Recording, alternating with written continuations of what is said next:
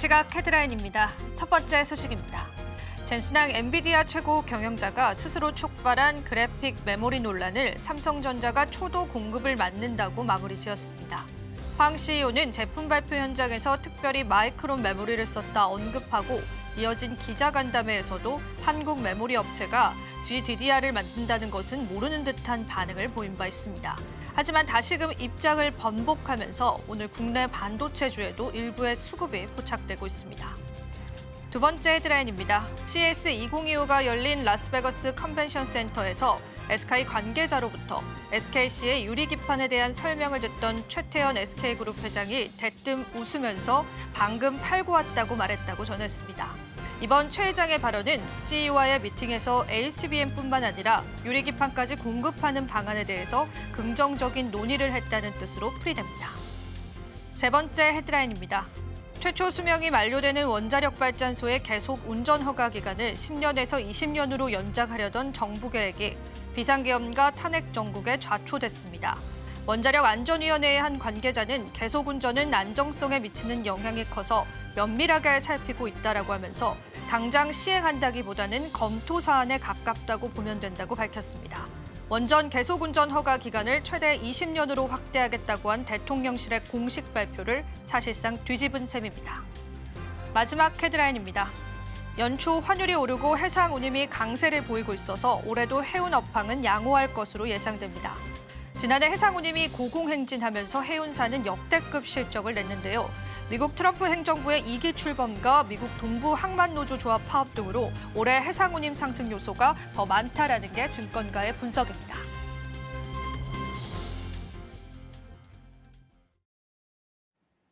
시청자 여러분 안녕하세요. 마켓 쇼쇼쇼 진행을 맡은 이지영입니다. 오늘 국내 증시는 다소 쉬어가는 모습이 연출되고 있는데요. 그래도 수급적인 측면에서 봤을 때는 외국인들의 대량 순매수가 유가증권 시장에서 유입되고 있습니다. 특히나 5거래 연속으로 저가 매수세가 유입되면서요. 수출주라든지 호실적 여파를 받은 종목군들의 탄력도 이어져 가고 있습니다. 또한 젠슨항의 발언으로 오늘 국내 여러 테마주들이 움직이는 모습까지도 보여지고 있는데요. 그래도 시장의 모멘텀을 흡수하는 시장이기 때문에요. 여러분들께서는 바쁘게 오늘 시장도 살펴보셔야 될 것 같습니다. 자, 오늘도 저희가 다양한 전략들 함께 해드리겠습니다. 첫 번째로 저희가 보여드릴 코너 소개해드리겠습니다. 뉴지스 코너 준비되어 있는데요. 오늘은 이지스탁의 이지은 대표님께서 시장을 보는 색다른 시각을 여러분들에게 제공해드릴 예정입니다. 어떻게 시장을 보느냐에 따라서 시장에 관한 전략들 다르게 가져가 볼 수 있겠죠. 오늘도 저희와 마감 시장까지 함께 보시고요. 또 저희 방송 유튜브 통해서 시청하실 수 있기 때문에 많은 참여 다시 한 번 더 부탁드리겠습니다. 저희 방송에서 제공해드리는 정보는 투자 판단에 대한 조언일 뿐입니다. 가치 판단과 상승 하락을 보장하고 있지는 않다는 점 다시 한번 유의 부탁드리겠습니다. 서울경제TV와 서울경제신문은 당사 브랜드이기도 합니다. 당사 사칭한 피해 사례도 늘고 있기 때문에요. 그 부분도 유의해 주시면 감사하겠습니다. 자, 그럼 마감 시장까지 저희와 함께 전략들 챙겨보셔야겠죠? 마켓 쇼쇼쇼 1부 본격적으로 출발합니다.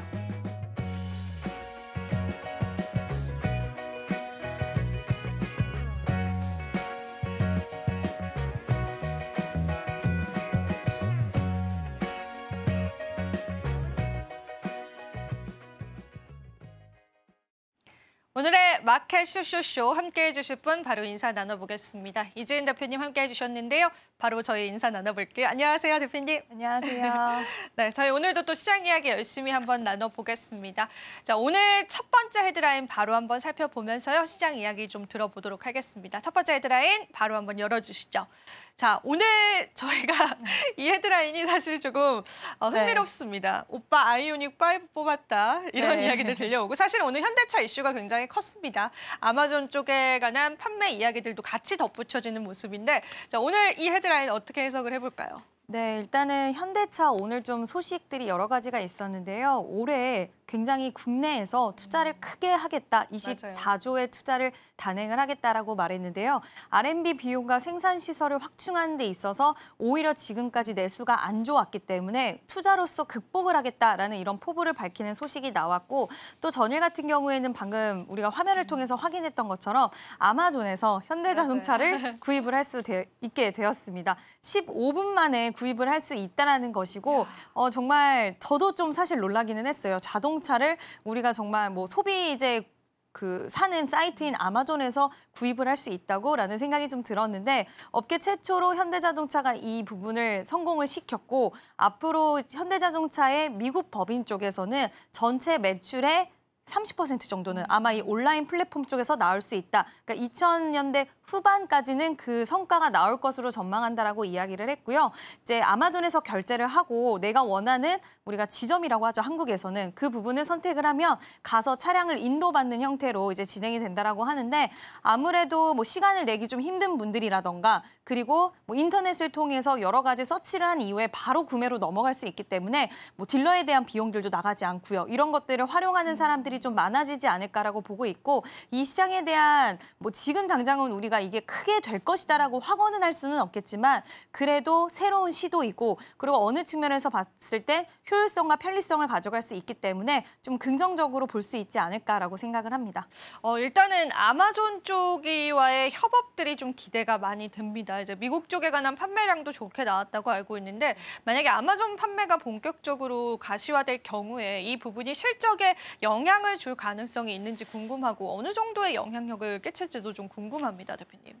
일단 결과를 좀 봐야지 알 것 같기는 하지만 앞서서도 제가 말씀드린 것처럼 우리가 2030년 직전까지라고 네. 되게 독특한 좀 이야기를 했는데 그 전까지 온라인 플랫폼 판매 비중이 전체 매출에서 30% 정도 아마 차지할 것으로 본다. 그만큼 이제 미국 시장에서는 온라인으로의 그런 구매가 좀 더 익숙한 부분들이 있다라는 것이고 우리나라와 또 미국 사람들의 이런 성향 차이는 분명히 존재를 할 거기 때문에 아마 우리나라 사람들은 신차를 인터넷으로 구매한다? 근데 그거는 좀 아닐 수도 있을 것 같아요, 성향상. 근데 또 미국의 성향은 다를 수 있기 때문에 이 부분을 좀 자신 있게 CEO가 이야기했다라고 보고 있고 이게 결과로 이어질 수 있는 가능성도 저는 염두에 둘 수 있다라고 보는데 그렇게 된다라고 한다면 최근에 또 이것도 아직 확정치는 아니지만 지금 뭐 IRA 관련해서 크게 바뀌지는 않을 거라고 나오고 있고 최근에 현대자동차 관련 IRA 전기차 세액 보조에 대해서 최초로 받을 수도 있게 되었습니다.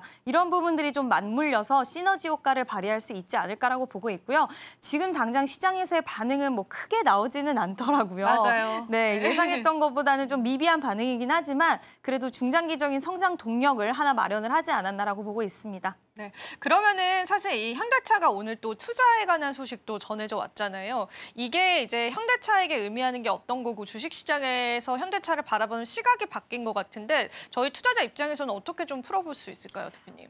아무래도 지금 내수가 굉장히 얼어붙어 있기는 하지만 지금 현대차 입장에서도 이렇게 단행하는 이유는 얼어붙어 있을 때 오히려 투자로 그 부분을 극복하겠다는 의지도 있겠지만 지금 경쟁 차량들이 굉장히 많이 또 등장을 합니다. 비아디가 한국에 또 상륙을 맞아요. 한다라는 이야기도 있는 만큼 지금 상황에서 우리가 밀리지 않으려면 그거를 투자로서 극복을 하려는 그러니까 경쟁 상대들을 더욱더 저는 이겨내기 위한 하나의 일환의 움직임이 아닐까라고 좀 더 그쪽으로 무게를 실어서 보고 있는 상황이고요.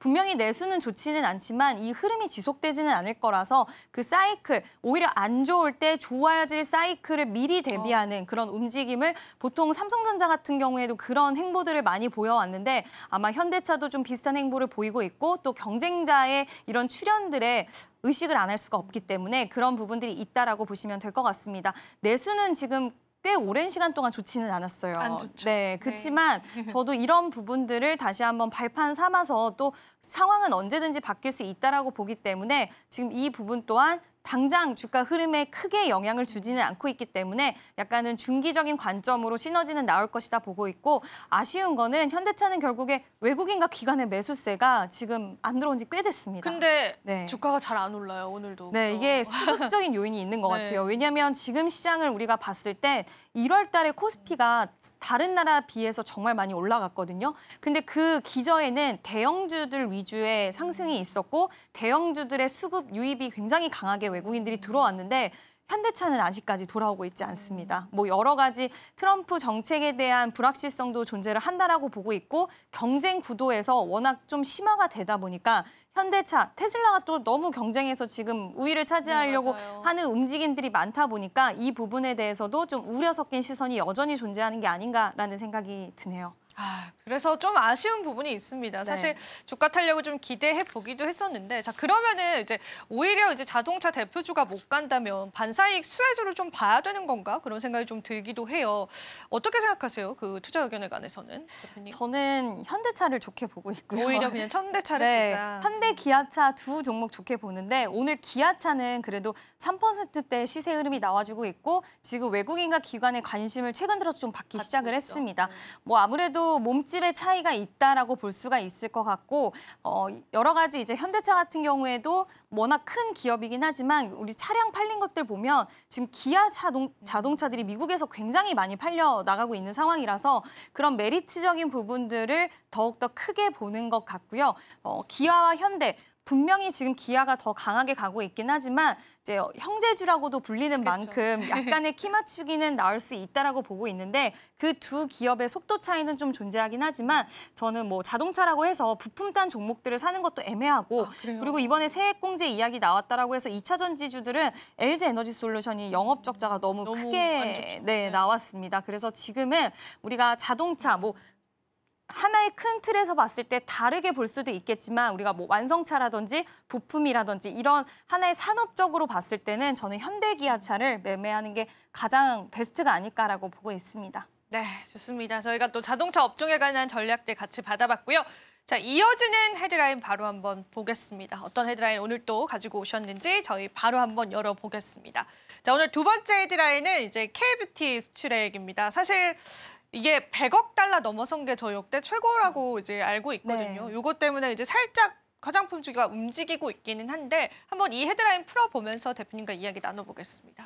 네, 이게 굉장히 의미 있는 숫자가 저는 찍혔다라고 생각을 하고 있고 또 다른 것보다도 일본과 미국에서 프랑스를 제쳤다라고 이야기가 나오는데 이제 프랑스 같은 경우에는 워낙 뭐 샤넬, 랑콤 그리고 사실 저희가 여자들은 알잖아요. 그쵸. 프랑스 화장품이 좀 좋다라는 거 알고 이미지가 강하죠. 이미지가 강한데 제쳤습니다. 비싼 만큼 약간 효과가 있다라던가 그 또 디자인이 굉장히 예쁘게 잘 만들다 보니까 이런 구매에 대한 부분들이 프랑스가 워낙 좀 압도적인 부분들이 있었는데 일본에서는 3년 연속 1위를 달리고 있고요. 작년 기준으로 미국에서도 1위를 탈환을 했는데 그 이제 바탕에는 뭐 립스틱 효과라는 이야기처럼 결국엔 경기 불황이 좀 있다 보니까 가성비의 화장품이라든지 그리고 트렌드가 워낙 빠르게 바뀌어요. 요즘에 우리 OTT 시장이 굉장히 활발하게 발전을 하면서 우리가 예전에는 이런 트렌드에 대한 변화라든지 뭐 SNS도 빨리빨리 우리가 접할 수 있다 보니까 요즘에 유행이라든지 이런 것들에 민감해졌고 그만큼 빨리 적용할 수 있는 쪽에 움직일 수밖에 없는 상황에서 우리나라 화장품들은 변화가 빠릅니다. 이게 좀 좋다 하면 빨리 변화를 하고 이러다 보니까 어떻게 보면은 이 ODM, OEM 기업과 뭐 브랜드 기업과 이런 관계가 굉장히 잘 형성이 되어 있기 때문에 빠른 변화를 포착해서 유연하게 대응을 할 수 있는 거고요. 프랑스산 화장품들은 너무 이쁘긴 하지만 전통적으로 우리가 알고 있는 그런 모델들이 굉장히 롱런을 하고 있다 보니까 그런 부분보다는 트렌드에 유연하게 대응할 수 있는 K뷰티 화장품의 시장에는 더 큰 표를 좀 던져주는 게 아닌가라고 생각이 들고요.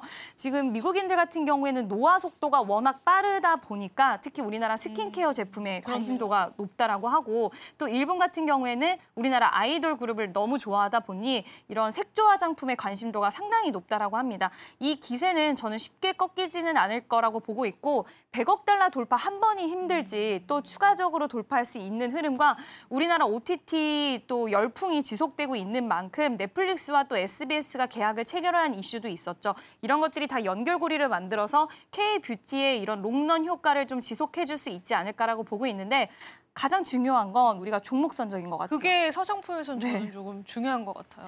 좀 이제 세분화해서 생각을 해야 될 것 같은데 ODM, OEM 기업들은 지금 미국 자체 내 생산 시설을 만들기 위해서 굉장히 노력을 하고 있습니다. 아무래도 관세에 대한 이슈라든지 이런 부분들에 자유로울 수는 없기 때문에 또 킹달러 이런 기조에 있어서 이게 원재료 수입해오는 거에 대한 부담감을 느낄 수도 있거든요. 그래서 여러 가지를 좀 계산을 해서 유연한 대응들을 하고 있고 또 우리나라가 북미 북미 시장이 그동안 이제 2024년에 어떤 강한 키워드였다라고 한다면 중동이라던가 유럽이라던가 이런 다른 나라 쪽의 판로도 더 넓히려는 움직임들이 적극적으로 나오는 만큼 저는 K뷰티 안에서 종목 선별만 잘 하신다고 한다면 충분히 승산 있는 섹터라고 보고 있고 또 다른 것보다 실적 시즌이기 때문에 더 맞네요. 오히려 긍정적으로 보고 있고 중국 경기 부양책의 효과도 한번 기대를 해보자라고 이야기하고 싶습니다. 사실 대표님과 제가 또 화장품 이야기를 처음 나눈 건 아니잖아요. 네. 그때도 이제 OEM, ODM 쪽을 이제 많이 보자고 말씀해 주셨는데 그럼 여전히 그 기조는 유효한 건가요? 저희가 이제 OEM, ODM 쪽 봐야 될까요? 브랜드 제품보다. OEM, ODM 기업들 좋기는 하지만 저는 이제 가장 중요한 건 3분기 때 한국 콜마가 실적이 의외로 안 좋았어요. 그래서 시장에서는 OEM, ODM 기업들은 우리나라 화장품주에서 가장 봐야 되는 쪽은 맞기도 하지만 아마 이번 실적이 굉장히 눈을 좀 흘기고 있지 않을까. 그래서 숫자가 회복이 된다라고 했을 땐 다시 한번 이쪽으로의 수급은 들어올 수 있는 가능성 충분히 있다라고 보고는 있는데 지금 제닉이라는 기업 같은 경우에는 숫자가 증명이 계속 되고 있어요. 그렇다 보니까 다른 ODM, OEM 기업보다 굉장히 고공행진을 하고 있는데 이 기업의 특징을 보면 지금 이 기업이 ODM을 맡고 있는 고객사의 제품이 아마존에서 계속 1위를 하고 있고 또 이 회사는 원재료 값이 거의 들지 않더라고요. 그러니까 해외 쪽에서 가져오는 원재료가 많지 않더라고요. 이런 부분들이 결국에 실적으로 연결이 되고 3분기 때 정말 역대급 실적을 보여줬기 때문에 시장에서는 굉장히 강한 반응이 나오고 있고 다른 ODM 기업들은 실적을 확인하고자 할 것 같고요. 브랜드 관련돼서 이제 VT 같은 경우에는 본인들이 ODM 기업들을 이제 인수를 했던 네. 지분 인수를 하면서 수직 계열화를 이루어냈고 오히려 ODM 기업들, OEM 기업들이 끌려가는 게 아니라 본인들이 원하는 상품을 원하는 시기에 찍어낼 수 있고 물량에 대해서도 조절을 할 수 있기 때문에 이런 쪽에 이점이 있는 기업들 좀 보시면 좋을 것 같고요. 또 리쥬란이라는 그 정말 파워 브랜드를 가지고 있는 파마 리서치는 네. 저는 여전히 내수와 해외 쪽의 매출 호조 또 화장품 지금 굉장히 인기 많아요. 리쥬란 제품이. 그래서 저는 파마 리서치도 지금 너무 비싸다라고 보시는 분들이 있으실 수는 있겠지만 저는 조정 시에 계속 매수를 해도 좋은 종목이 아닐까라고 보는 종목입니다. 그러면 이제 사실은 우리가 쭉 시장 동향을 보면 이 화장품주 내에서도 대장주격의 그 흐름들이 좀 바뀐 느낌인데 저는 이제 항상 기억에 남는 종목이 LG생활건강이라는 네. 종목이에요. 웃음이 정말 나오죠. 네. 근데 주가가 전혀 탄력을 받고 있지 못하고 있습니다. 어떻게 봐야 될까요, 시장에서? 시장에서는 여전히 중국이 경기 부양책을 한다고 해도 여전히 좀 힘든 시장이라고 보고 있는 것 같고요. 역시나 마찬가지로 숫자를 좀 확인해 보자라는 기조가 있는 것 같고 시장의 분위기를 보시면 아시겠지만 물론 대형주들 위주 바닥권에서 업황의 회복이라던가 이런 부분들이 있는 쪽에서는 강한 좀 매수세나 이런 외국인들의 큰 손들의 수급이 유입되겠지만 그게 아닌 화장품주들은 오히려 중소형단 종목들이 강하게 시세를 보이고 있다는 건 시장에 이미 이유가 있다라고 생각을 하고 있어서 이번 실적이 굉장히 중요할 것 같고 근데 저는 굳이 화장품주들 매수를 하신다고 한다면 중국 쪽에 매출 비중이 있다거나 그리고 너무 무거운 종목보다는 우리나라 화장품주들이 이렇게 잘 갈 수 있었던 그 바닥에는 결국엔 가성비 그리고 중소형 화장품주들이 굉장히 강했기 때문에 이런 결과치를 갖고 온 거라서 중소형단 종목들을 보시는 게 맞지 않나라고 생각을 합니다. 네, 좋습니다. 이렇게 해서 화장품주들에 관한 다양한 동향들 저희가 체크를 해봤습니다. 오늘 헤드라인 여기서 좀 맞춰보고요. 이어지는 코너도 소개해드리겠습니다. 자, 오늘 첫 번째 은혜로운 섹터 이슈 같은 경우에는 LG에너지솔루션의 적자 소식 때문에 우리 시장이 좀 오늘 흔들리는 면이 있습니다. 그 부분 풀어드릴 예정이고요. 그리고 두 번째 이슈도 바로 소개를 해드리겠습니다. LG전자 역시도 로봇에 뛰어들었습니다. 각 대기업들의 로봇 산업 진출들 우리 시장에 눈에 띄고 있죠. 어떤 내용이었는지 바로 풀어보겠습니다. 자, 그럼 저희는 은혜로운 섹터 살펴보고 다시 찾아뵙겠습니다.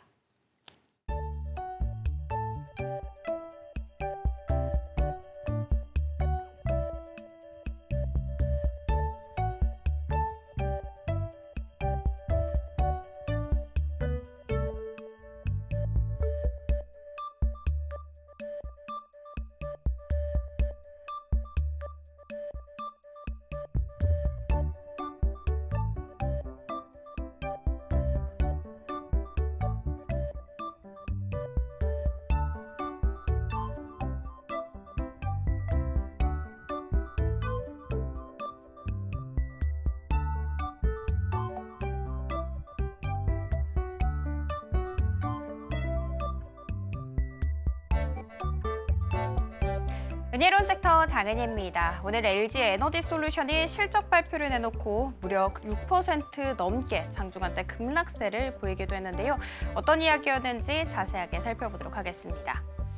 4분기 매출 6조 4,512억 원이었습니다. 전년 동기 대비해서 20% 가깝게 쪼그라든 것이고요.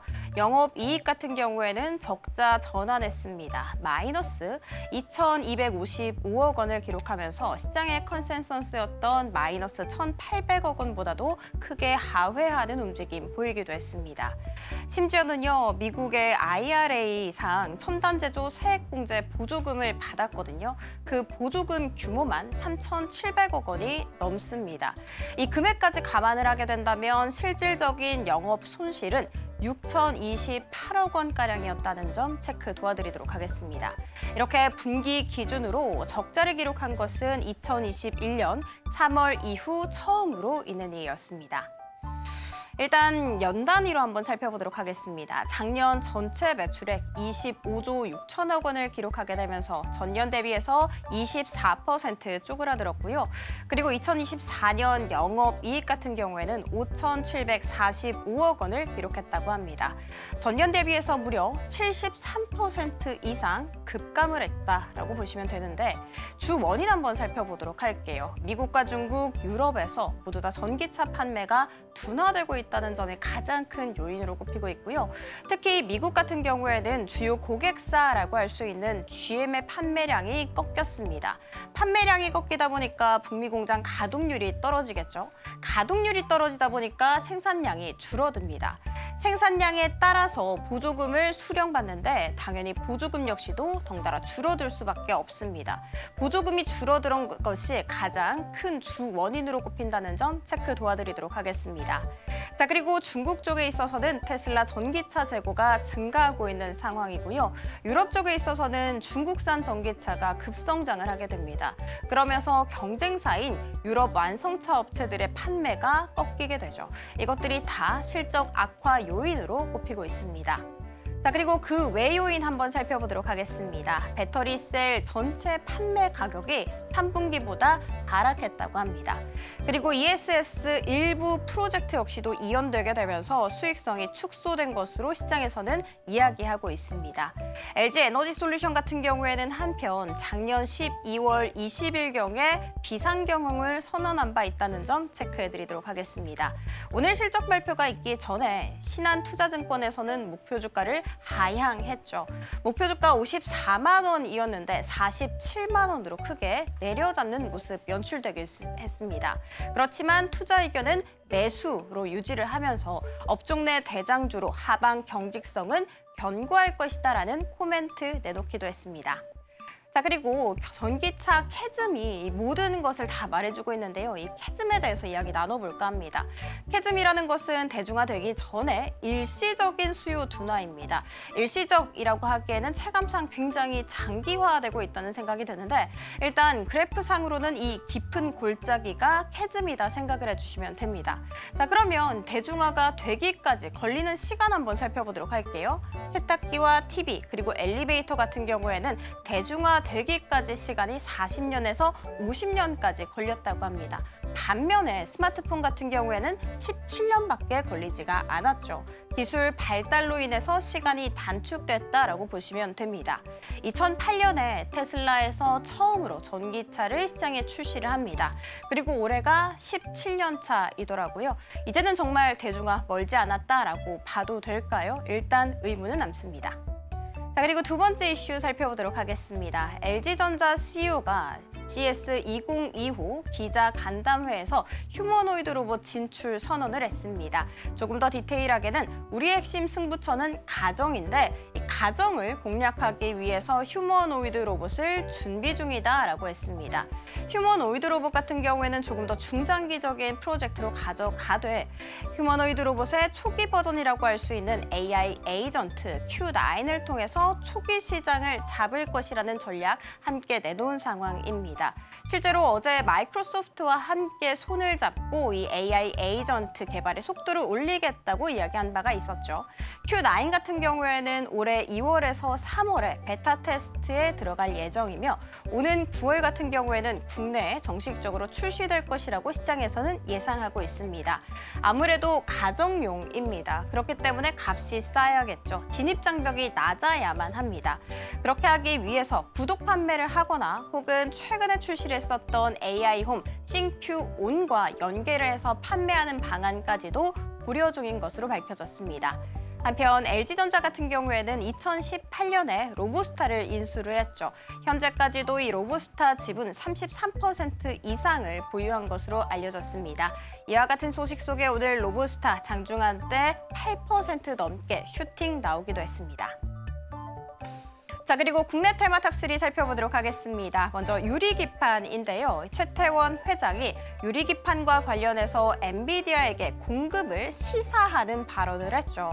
CS2025 SK그룹 부스에는 현재 SKC 유리기판 모형이 전시돼 있습니다. 그런데 이 최태원 회장이 이 유리기판 모형을 들고 방금 팔고 왔다라고 멘트를 했습니다.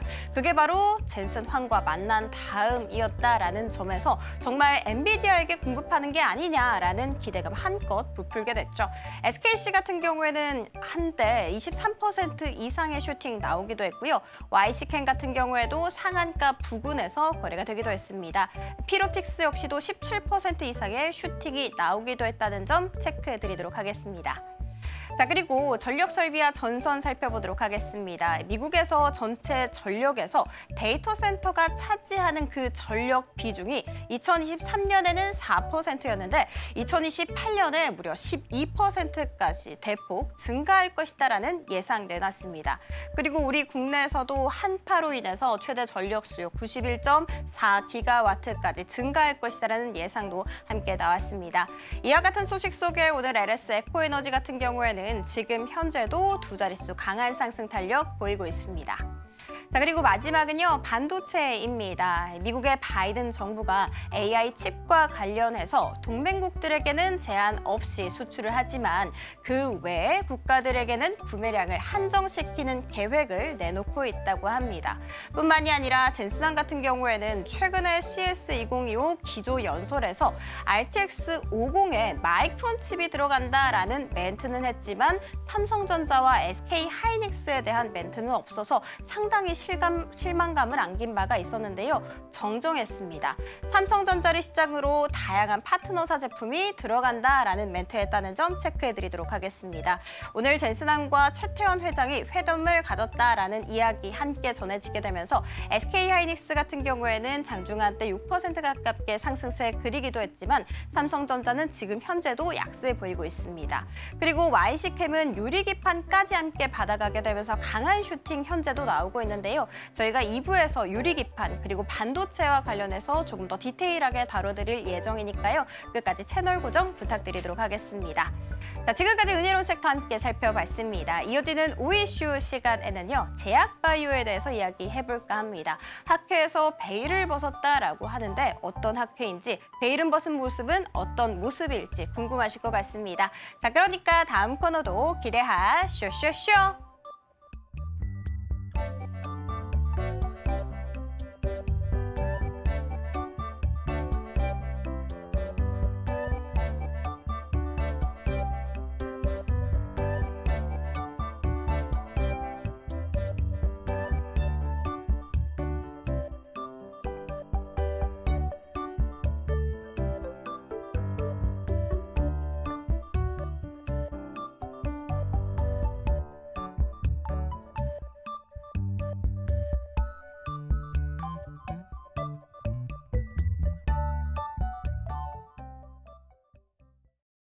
어제 모멘텀들이 다소 이어지는 시장이기도 합니다. 그래서 우리 시장에서 다양한 재료들 잘 소화하셔야 될 것 같은데요. 자, 오늘도 대표님과 함께 시장 이야기 계속 나눠보겠습니다. 오늘 시장 대표님께서는 어떻게 보시는지 한 줄 평으로 한번 이야기를 좀 들어볼까요?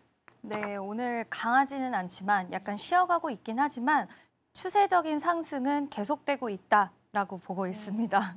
긍정적으로 그래도 보시네요. 네, 긍정적으로 보고 있고요. 일단 코스피 외국인의 매수세가 요즘에 좀 계속 들어오고 있습니다. 좀 기다렸던 수급이죠. 아무래도 메이저 수급이 시장을 끌어올려주는 것만큼 좋은 게 없는데 외국인의 매수세가 유입되고 있다라는 점, 그리고 우리가 가장 좀 답답하게 느꼈던 네. 대형주들의 시세 흐름이 나오고 있다라는 점, 이런 것들을 봤을 때 결국에 대형주들이 먼저 강하게 올라가면 그 뒤를 중소형단 종목들이 따라가고 또 실적이 대형주가 먼저 시작이 되고 그 이후에 중소형단 종목들이 실적을 발표를 하기 때문에 이게 결국에 형님이 끌어주면 키 맞추기 형식으로 또 중소형 종목들도 갈 수 있기 때문에 일단 대형주들이 좀 살아나는 게 중요하다라고 생각을 하는데 코스피 위주의 흐름들이 최근에 괜찮고 또 상승에 대한 추세가 여전히 차트상으로도 보이고 있기 때문에 긍정적으로 지금은 바라보고 있습니다.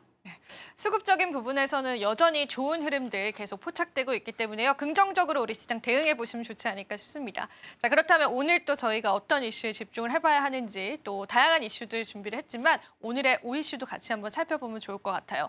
대표님, 이렇게 그래도 긍정적으로 수급적으로 볼 수 있는 이 시장에서 우리가 어떤 이슈들 좀 집중을 해보면서 오늘 시장 전략들을 잡아가면 좋을까요? 네, 일단 오늘 시장 전반적으로 보면 지금 바이러스가 굉장히 유행을 하고 맞아요. 있습니다.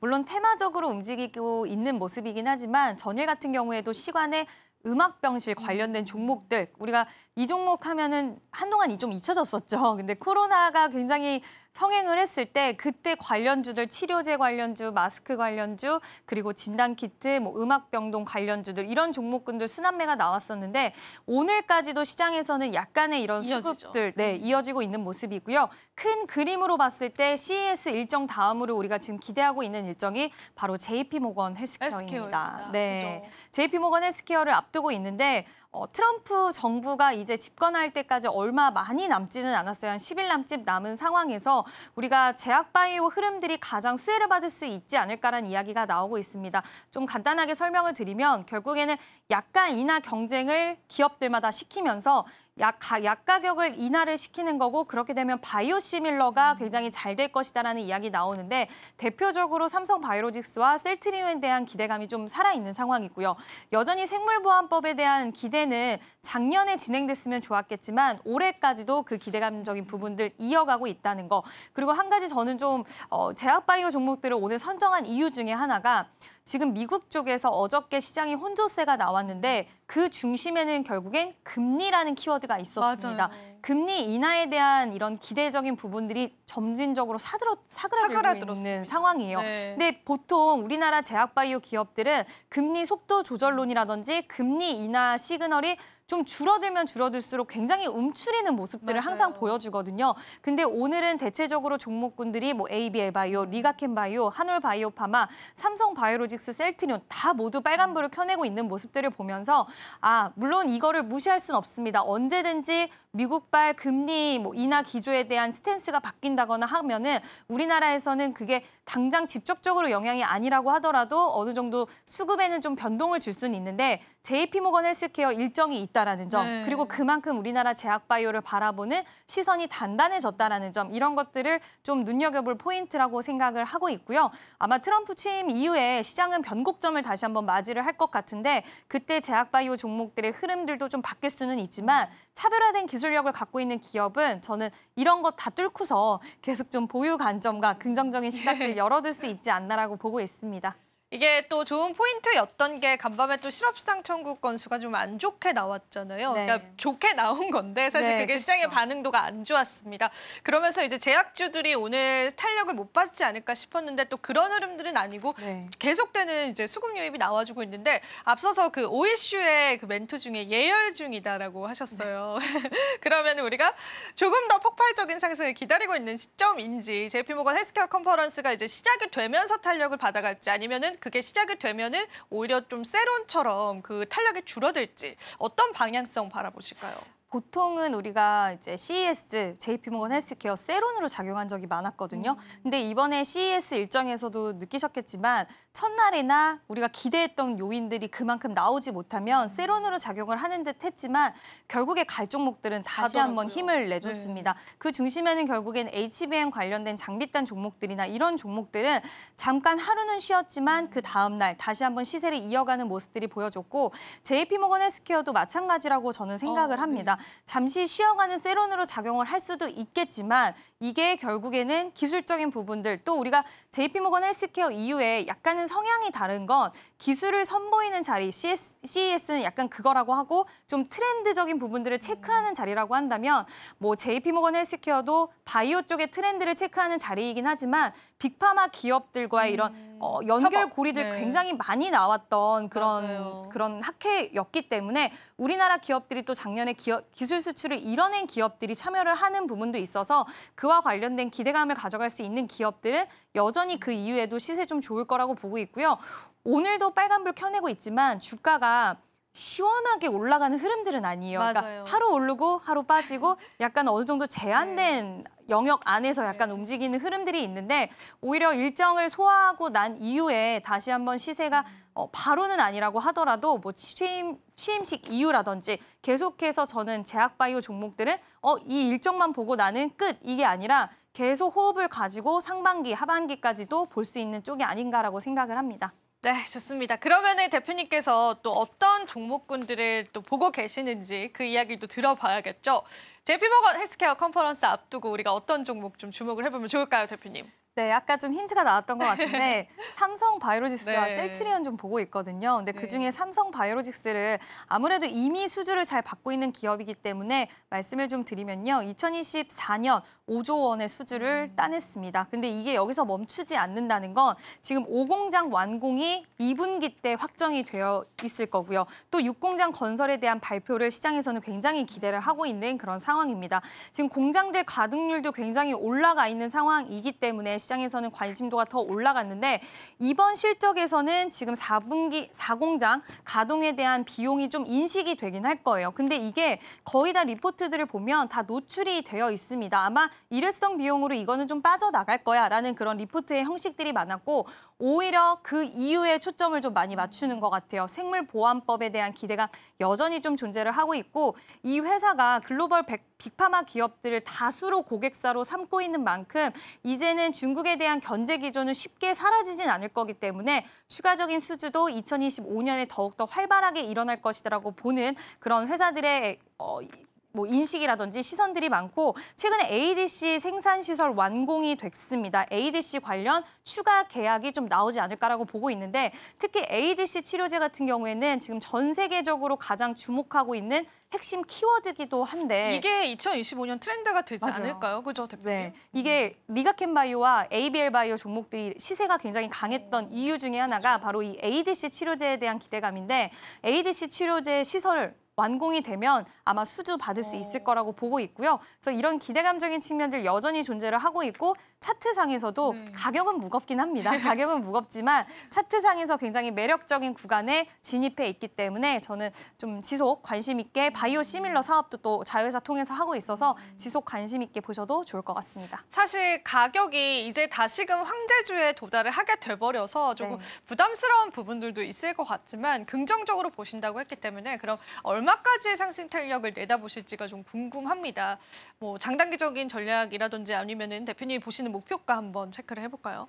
지난번 10월 22일에 이제 111만 3천 원을 딱 정확히 고가를 딱 달성을 해줬습니다. 많이 갔었고. 네, 근데 이 가격까지는 다시 한번 저는 도달할 수 있다라고 보고 있고 그 이상의 가격까지도 좀 가능하지 않을까라고 보고 있는데 보통 황제주들이 등극하고 나서 추세가 무너졌던 기업들이 굉장히 많이 있었거든요. 근데 다시 한번 황제주의 재등극을 기간 조정과 가격 조정을 거쳐서 해줬기 때문에 고점 돌파 시도 나올 것 같고요. 120만 원에 대한 돌파까지도 충분히 가능하지 않을까라고 생각을 합니다. 네, 좋습니다. 저희가 오늘 또 삼성 바이오로직스의 탄력들 이어가 보도록 하겠습니다. 자, 대표님과는 여기서 인사드려보겠습니다. 대표님 오늘도 도움 말씀 주셔서 고맙습니다.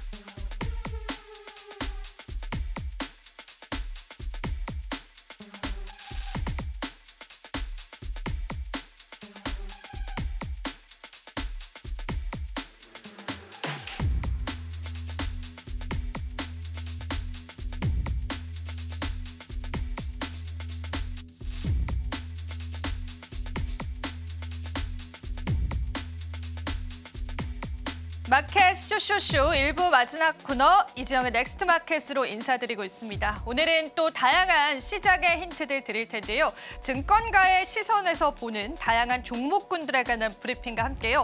기다리고 있는 일정 속에서 우리가 형성될 수 있는 테마와 그 관련주들까지도 준비를 해봤습니다. 하나하나 저희가 준비한 이야기들 같이 뜯어보도록 하겠습니다. 우선은 증권가의 시선 먼저 살펴볼 텐데요. 오늘 증권가에서 이런 코멘트가 나왔습니다. 국내 증시는 이제서야 정상 영업 중이다라는 그런 코멘트였는데요. 다들 동의하실 내용일 것 같습니다. 실제로 한 가지 차트를 볼 텐데 연초 우리가 글로벌 증시 대비해서 얼마나 많은 상승폭을 가져왔는지를 나타내는 차트입니다. 그간의 기조와는 너무나 다르죠. 한국 증시가 5.91% 상승했고 뉴욕 증시 대비해서도 더 큰 상승률을 나타내고 있습니다. 특히나 중국 증시는 연초에 하락했습니다. 그거 대비해서도 우리가 상승폭을 나타내고 있다는 건 그간 밸류 적용을 받지 못했던 국내 증시의 밸류가 이제는 제자리를 찾아가고 있지 않을까라는 분석들이 나오게 된 이유가 되겠습니다. 일단 이런 헤드라인이 있었습니다. 개인 투자자가 떠났던 시장에서 외인과 연기금 그리고 기타 법인들의 매수가 이루어졌다라는 분석인데요. 어떤 내용이었는지 그 근거가 필요하겠죠? 그 근거 자료 한번 보여드리겠습니다. IM증권에서 관련해서 좀 제시를 해봤는데요. 우리는 외국인의 수급에 좀 집중을 해볼 필요가 있잖아요. 그럼 외국인의 눈을 한번 따라가 보는 게 좋을 것 같습니다. 2024년, 그러니까 작년 초에 외국인들은요. 밸류업 기대감이 있는 종목군들을 매수하면서요. 계속되는 순매수세를 보였습니다. 그리고 그 이후에 매도로 돌아섰습니다. 추세가 변환이 된 거죠. 그런데 그 매도에는요. 삼성전자가 있었습니다. 외인이 삼성전자를 대량 매도하면서 우리 시장에서 발을 빼는 모습이 연출이 됐던 겁니다. 잘 보이시지는 않겠지만 그런데 우리가 연초 들어서 이러한 추세가 꺾였습니다. 어떻게 꺾였냐면요. 외국인이 다시금 매수세로 돌아섰다는 겁니다.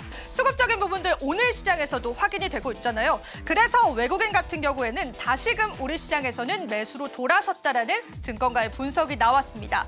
그리고 여러분들이 짙은 파란색 선을 주목을 해보시면 이 짙은 파란색 선은 연기금의 매수다라고 보시면 되는데 연기금 같은 경우에는 오히려 작년 연말부터 계속되는 매수세를 보여오면서 지금까지도 우리 시장에서 매수를 하고 있습니다. 쉽게 정리를 해보자면요.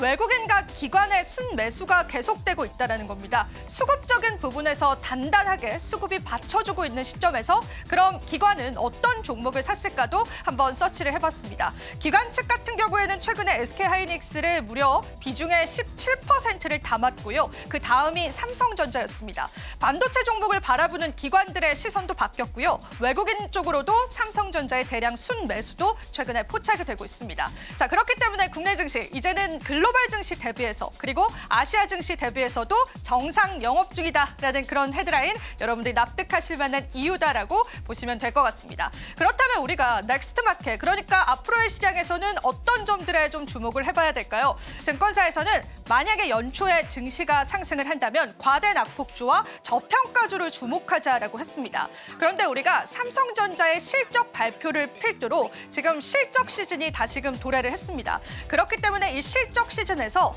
좋은 실적을 가진 종목군들을 주목해볼 필요가 있을 것 같습니다. 관련해서 저희가 정리를 해봤는데요. 일단은 선정의 기준이 있었습니다. 예상 영업이익이 전년 동기 대비해서 20% 증가한 기업들을 꼽아봤고요. 그리고 작년과 올해 적자 기업들은 모두 다 제외했습니다. 세 번째 체크포인트는 세 곳 이상의 증권사의 실적 예상치를 통계를 내서요. 그중에서 조금 유망하다 느껴지는 종목군들을 한번 추려봤습니다. 종목은 5가지로 추려봤고요. 이 중에는 오늘 벌써부터 탄력이 나오고 있는 종목군들도 있기 때문에요. 여러분들이 투자하실 때는 참고를 해보시면 좋겠습니다. 실적 코멘트는 일단 한올바이오파마는 파트너사의 임상 결과, 임상 3상에 들어가게 되는데 이 결과치에 따라서 주가의 방향성이 결정될 것이다라고 봤고요. 카페24 같은 경우에도 4년 만에 흑자로 전환될 것이다라고 내다봤습니다. H&M도 오늘 시장에서 이미 탄력이 나왔죠. 운윤 강세로 인해서 깜짝 실적이 예상된다라고 내다보기도 했습니다. 아랫단에 있는 컴투스 같은 경우에도 올해 신작 출시에 관한 기대감이 있기 때문에요. 실적적인 부분에서 봤을 때는 주가의 상방을 내다볼 수 있다라고 보기도 했습니다. 각각의 목표가도 저희가 한번 설정을 해드렸고요. 현재 주가는 지난 거래 종가 대비해서 체크를 해놨습니다. 현재 주가 대비해서 모두 다 주가의 상승폭은 있습니다. 목표가 체크를 해보시면서요. 시장의 변수 역시도 여러분들이 같이 체크를 해보시면 좋을 것 같습니다. 이제 본격적으로 실적 실적 시즌이 개막이 되면서 이 실적 시즌에 맞춰서 어떤 종목군들을 포트에 넣을까 고민이셨던 분들께서는 저희가 오늘 준비했던 자료들 같이 한번 참고를 해보시면 좋을 것 같습니다. 자, 그리고 저희가 또 내일 많은 일정들이 기다리고 있습니다. 그 일정에 관한 모멘텀 어제도 잠시 짚어드렸는데 관련주들 한번 체크를 해봐야겠죠. 일단 내일 같은 경우에는 많은 일정이 있습니다. 틱톡 금지법에 관한 소송 심리 결과가 나오게 될 예정인데요. 참고로 트럼프 행정부에서는 틱톡 금지법을 본인이 취임하기 전까지 조금 늦춰달라는 코멘트를 했습니다. 틱톡과 트럼프와의 연결고리에 관해서도 시장에서는 관심이 뜨겁습니다. 하지만 틱톡 측에서 미국 정부에게 낸 가처분 신청에 관한 결과가 나오는 날이기 때문에요. 틱톡 관련주들이 움직일 가능성이 있습니다. 대부분 마케팅 관련 기업이기 때문에요. 내일 일정에 따라서 또 움직일 수 있다라고 하는 부분들 여러분들이 살펴보시면 좋지 않을까 싶습니다. 자, 그리고 내일은요. TSMC의 실적 역시도 발표가 됩니다. 우리 반도체 업체들에 관한 다양한 모멘텀으로 작용될 수 있다는 가능성 대두가 되고요. 실제로 38조 원으로 역대 최대치의 매출을 기록할 것이라는 전망치가 나왔습니다. 대만 증시에서는 벌써 TSMC는 이 거래일 전에 역사상 최고가를 달성하기도 했었는데 삼성전자와는 사뭇 다른 분위기가 연출이 되기도 했습니다. 일단 관련주로 삼성전자는 제외를 해야겠죠. SK하이닉스와 에이직랜드와 태성과 프로텍이라는 종목군들 한번 꾸려봤고요. 여러분들께서 TSMC 실적 발표에 맞춰서 이러한 종목군들의 움직임들도 주시해보시면 좋지 않을까 싶습니다. 그리고 또 한 가지 일정이 있습니다. 스페이스X 스타쉽의 7차 발표가 있는데 이 발사에 따라서 시장에서 우주항공 관련주들이 움직일 가능성도 있을 것 같습니다. 관련해서 관련주들을 쫙 정리를 해봤는데요. HVM과 아톤과 같은 종목군들 움직일 수 있지만 아톤 같은 경우에는 양자 암호 관련주로 벌써 시장에서의 탄력이 나왔던 부분이 있기 때문에 조금 주의해보시면 좋겠고요. 그 외에도 나노팀과 서진시스템, LK삼양과 같은 우주항공 관련주, 카메라 모듈 관련주들은 우리 시장에서 주목받을 가능성 있다는 거 한번 체크해보시면 좋겠습니다. 내일은 테마적으로 좀 바쁜 하루가 될 것 같습니다. 그러한 테마단의 형성과 함께 또 주가의 대응들도 잘 해보셔야 될 것 같고요. 일정에 관해서는 여기서 한번 정리를 맞춰보도록 하겠습니다. 자, 오늘의 넥스트 마켓 열심히 한번 꾸려봤고요. 그렇다면 우리 암호화폐 시장으로 넘어가서요. 코인 시장은 어떤 흐름들 이어지고 있는지 같이 한번 살펴보겠습니다. 비트코인 같은 경우에는 또 한 번의 조정 국면을 나타냈습니다. 비트코인이 현재는 94,423달러 선을 나타내고 있는데 간밤 뉴욕 증시가 혼조세로 마감이 됐고요. 금리 인하에 관한 불안감들을 이 비트코인 쪽에서 그대로 받아가는 모습까지도 확인이 되고 있습니다. 실업수당 청구 건수가 좋게 나온 부분들이 또 연준의 매파적인 스탠스를 계속 이어가게 할 것이다라는 시장의 해석이 나왔죠. 그에 따라서 비트코인 역시도 또 한 번의 조정 국면 나타내고 있고요. 트럼프 취임 이후의 움직임을 또 시장에서는 주목하고 있습니다. 하지만 기관과 고래들의 저가 매수세는 지금 계속되고 있거든요. 수급적인 측면에서 개인 투자자들은 패닉세를 나오고 있는 반면 기관과 고래 투자자의 매입은 계속되고 있다는 부분들 여러분들 같이 살펴보시면 좋으실 것 같습니다. 알트코인 쪽 흐름도 살펴보겠습니다. 이더리움 같은 경우에도 지금 현재는 보합권이지만요. 3,400달러 선을 내어주면서 3,300달러 선에서 거래되는 모습이고요. 리플코인도 시가총액 4위로 다시 한번 내려앉았습니다. 여기 보시는 세 번째 시가총액 테더 같은 경우에는 최근에 미카가 시행이 되면서 유럽 내에서 퇴출될 수 있을 것이라는 가능성이 대두가 됐습니다. 그에 따라서 최근에 스테이블 코인을 출시했었던 리플 쪽에 관한 좋은 반응들이 시장에 나오고 있다고 보시면 되고요. 리플 같은 경우에는 리플의 CEO인 브래드 갈링하우스가 얼마 전에 트럼프 대통령과 또 만찬을 즐겼던 사진을 SNS에 게재하기도 했습니다. 이런 트럼프 만찬 관련주로도 또 엮이면서요. 시장에서 상승이 나왔던 부분들도 여러분들 살펴보시면 좋겠습니다. 밈코인 쪽 흐름도 같이 보실 텐데요. 도지코인 같은 경우에는 현재 마이너스 1%로 대부분의 밈코인의 흐름들도 현재는 또 보합권 나타내고 있다고 보시면 되겠습니다. 자, 이렇게 해서 저희와 함께 넥스트 마켓 같이 한번 살펴보셨습니다. 자, 오늘도 시장에서 많은 도움 되셨기를 바라고요. 또 저희 방송에서 제공해드리는 정보는 투자 판단에 대한 조언일 뿐입니다. 가치 판단과 상승 하락 보장하고 있지는 않다는 점 다시 한번 유의 부탁드리겠습니다. 자, 저희 마켓 쇼쇼쇼 1부는 여기서 인사드리도록 하고요. 잠시 후 2부에서도 오후장 전략들 이어가도록 할게요. 오늘도 시청해주신 여러분 고맙습니다.